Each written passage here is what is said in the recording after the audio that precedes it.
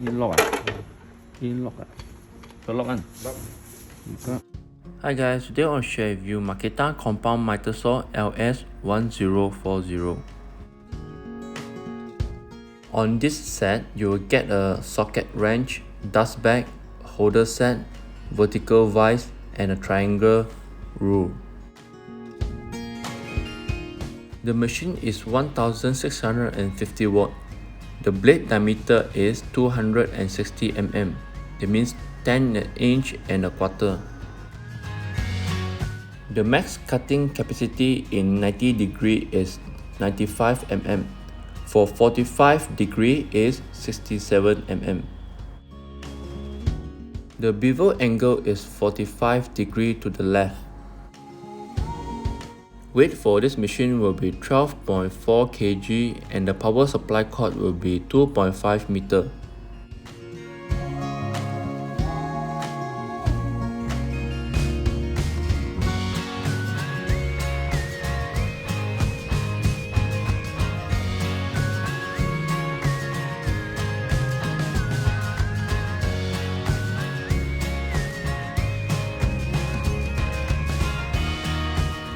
This is the safety pin. You should press a bit the machine and pull the safety pin out.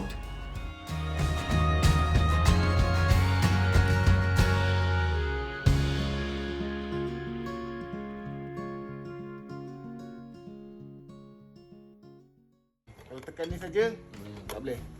Ni safety dia lah.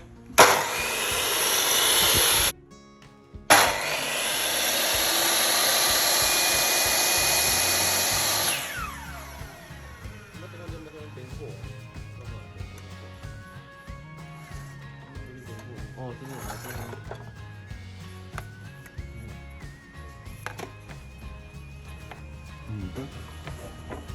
Tunggu sini boleh tak? Tak boleh kan? Tak boleh. Dia Sana sebelah je lah. kiri saja. Jom, turun ni.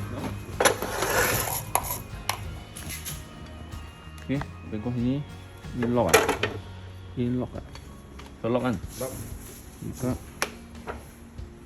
Dia boleh sampai 45 degree. 45 lah. Dia buka balik. Oh, ni macam lah. Okey, lock balik. Ni macam ni. Dia ada apa? Ini. Tekan ni.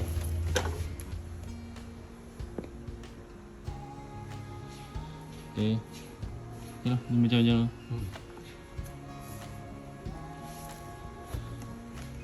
Okey lah. Okey.